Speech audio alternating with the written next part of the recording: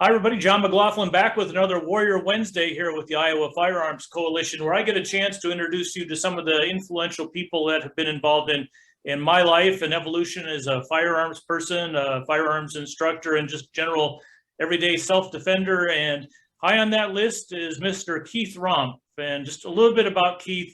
I judge a person a lot by how they treat my kids. And as my two boys were growing up and learning firearms, this is one of the guys that took them under the wing, kind of took Clan Mac in and involved us in the training you did, not just with LE, but civilian and law enforcement coming together and working as one. So number one, thanks for that. And tell folks here that are watching, who is Kieth Romp besides a newly retired Polk County Sheriff person? Just about that. I've always been big into the firearms world and training. I guess I'm one of those weird people that actually enjoys wrenching on and working on guns as much as shooting them.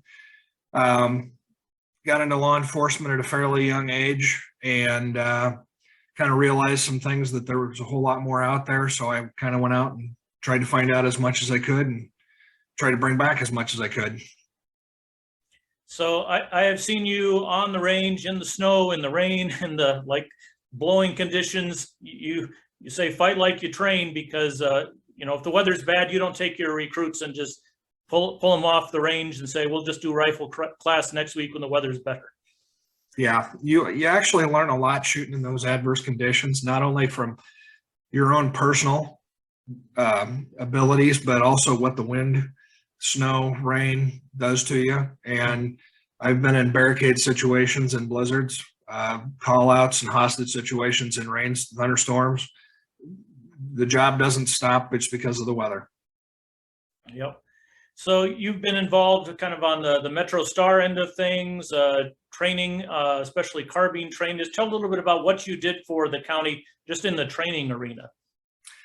I built Polk County's patrol rifle program. Before that, the only people that had rifles and that were our snipers and our entry guys. We had MP5s and things back in the day, but I was always a close quarter guy, and I met some gentlemen from Des Moines PD that kind of opened my eyes to what was possible, and I will forever respect Paul Schenkel, Steve Krause, and or Paulie Little, I'm sorry, Bob Krause and Steve Schenkel. I call them the three wise men from Des Moines because they were all high rate or service master rated with service rifles in competition. And as soon as I learned from them and kind of ran with it a little bit on my own and started meeting people like Pat Rogers, Pat McNamara, Steve Fisher, Larry Vickers, realizing exactly what you could do with it and how well that was could be adapted to law enforcement, started bringing that back here. Are you surprised that other agencies around the country still have not adopted a patrol rifle program? I mean, I watch all these self-defense videos all the time, active self-protection and those, and these guys are jumping out and they don't have a carbine with them. I can't say how things are now because I'm not there anymore, obviously, but it was always pretty stringent because with law enforcement, change does not come easily. So basically when we built our program, made it to the point where not everybody passes. There's no participation trophies. You actually have to show proficiency, and you have to show it multiple times in order to be able to get issued a rifle. Right. Once you make it through the 9-day class, and grab any of the students that have been through Des Moines, Polk County, ask them a carbine question, whether it's internal, external, or terminal ballistics, or wind shift, or how much to adjust for whatever velocity wind, they will be able to tell you right off the top of their head. Yeah. And we definitely need to see that outside of Polk County and across the entire country, just to keep our LE guys safe. So I admire you for that. So what was it that spurred you to say, hey, let's let the civilians get in on some of this high level training? Well, I started for many years, there was no training came to Iowa. Very little came to the Midwest. If I wanted to go learn from somebody someplace, I had to drive Chicago, Ohio, Colorado, Texas, East Coast, and finally started realizing that the people in classes that I was there with weren't only cops. There were some military folks there, but the vast majority of them were civilians. Now, most cops, I can say this on fact, won't go out and pay for their own training because it's something a lot of them believe that the agency should provide, and that's great. But if you want to get better, you have to be pushed. And in the civilian market with training, when I come to realize that the folks that were there that were not gun toters professionally, everything they had, kit wise, ammo wise, time wise, hotel, travel, was out of their own pocket. Mm-hmm. Now, I don't know much more, but that shows dedication beyond a lot of folks. Yep. And if I was going to start bringing classes here, I had to adapt to how do I fill classes to the point where it makes it worth the instructor's time to drive from Virginia to come out here in St. Pat Rogers, example. Right. And, you know, in talking to people and being in these classes, I never saw the rationale behind, oh, we should only teach this to the military, or we should only teach this to the cops. Right. John Q. Citizen is every bit as able and willing to learn as everybody else. And if they can't get the same instruction, then what's the point? I think what it did for us attending some of your classes as civilians, it brought us out of our comfort zone. I mean, we're running with Chuck Haggard sitting next to us, stuff like that. If that doesn't bring you out of your comfort zone and say, hey, but at the end, it's like, you know, it raises everybody up. I think when you put folks together and exposes us, we have the saying, you know, you don't know what you don't know until you've actually been exposed to it. You don't get that kind of information in your base level classes, that, you know, an NRA class or something like that. Yeah, once you step out into the training world, and I used to kind of gauge myself if I was bringing the right stuff back by what I'd go to classes every area the country has the guy. Mm-hmm. And I'd gauge what I was doing and how I was teaching it by being in the classes with a different areas guy. And if I could hold my own or do better than, or at least stay up there with some of the big boys. I've shot beside guys that were active unit members, active tier 1 units from all 3 branches, or 3 of the 4 branches. And obviously physically they're going to smoke me, but as far as shooting, if I could at least keep up, then I thought, okay, what I'm doing is right. Right. Absolutely. Well, you just for my own family, you brought us in touch with some absolutely great folks. You mentioned Pat Rogers a bit ago. Tell us a little bit about Pat. I must say, you know, we knew his reputation before we came to class, but the reputation and the man were a little bit different. And he became a good friend and a guy that would text and call and stay in touch, you know, right up until the end. Yeah, I miss the weekly or every other weekly phone calls from Pat. He, funny story, actually, when I met Pat, there used to be a forum that you had to be vetted to get into called Light Fighter. Yep. And Pat was one of the moderators on there. I answered a question probably fairly early in my time. And of course, Pat jumped on me because I used different terminology. We got to exchange personal messages back and forth. And within a week or two, we were calling each other back and forth. And he invited me to a class in Northern Michigan, like almost Canada border, Michigan. Mm-hmm. And went up there and got my learn on a little bit, got to know the folks, and we've been fast friends ever since then. I think in hindsight, you know, everybody likes to think they're original and unique, but that was kind of Pat's thing, is he found people that were looking for certain things, mm-hmm. and he gave them to you.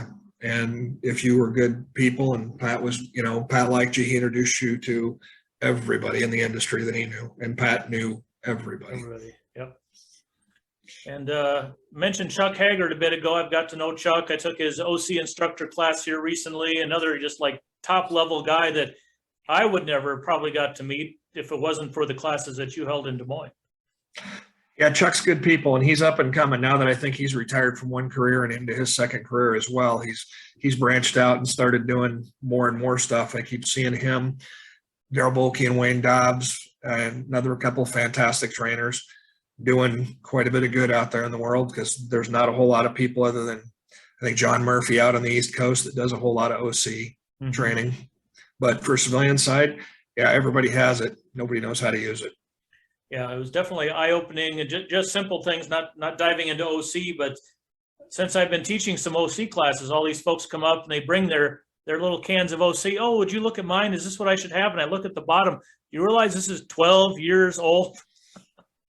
Yeah. Like, would you keep your carry ammo and your gun for 12 years? No, let's change that out every year and get a new one. I mean, they're only 10 or $12. Yeah, you know, a lot of people, and unfortunately, a lot of people that haven't actually dove into this, they think that there's a need, which is awesome. But more often, their weapon, their OC, their Kubaton or whatever, becomes a lucky rabbit's foot for warding off evil spirits instead of actually getting out and training and learning how to use it. So just dig into training a little bit. Just give us your admonition as self-defenders out there that maybe only have a very base level of training. For someone who's spent a lifetime in law enforcement, continues to do private security work. What is your little lecture you would give the rest of us? Same thing when I was teaching public classes, I used to tell, and I don't know if I did this when your family went through the rifle, but I did this in every concealed carry class that I ever taught. Everybody wants to talk about rights, and God bless them. We're Americans. That's the way it should be. Not as many people want to talk about responsibilities. Now, we don't have to have a permit to carry in the state of Iowa anymore. As far as your rights, yeah, you're solely within your right. And as a former peace officer, I can tell you that if you use one in defense of your own self or others, God bless you. That's why we're Americans, and that's why we're free. The responsibilities come along with that. You go buy a gun, start carrying it, no idea how it works. You miss your attacker, and you hit somebody else. God help you if it's my daughter, because I will come after you. Right. Yeah. That's just the plain and simple of it. I guess I'm a little Old Testament when it comes to some things, but you have to have the responsibility to the public. We all have to, as far as don't rob people, don't rape people, don't beat people up, don't kill people. Those are responsibilities as far as being part of a good society. Right. If you're going to carry a gun, learn to use it. If you're going to carry a knife, learn to use it. Same thing with OC or any other defensive device. Right. I look at it, and I'm involved heavily in aviation, and I would not have been in an airplane or helicopter for a year and then decide to take people up in it with me. It's like these skills are degradable. Rust sets in, whether it's firearms or anything else that requires a lot of dexterity and mental processing. You cannot just lay it down for a year and then think you're still proficient at it. I mean, we drive practice like on a daily basis. You just have to make that commitment. If I'm going to be a self-defender, I'm going to do what it takes to have that, the moral responsibility to be as good as I possibly can be, in case, today's the day that fate chooses me.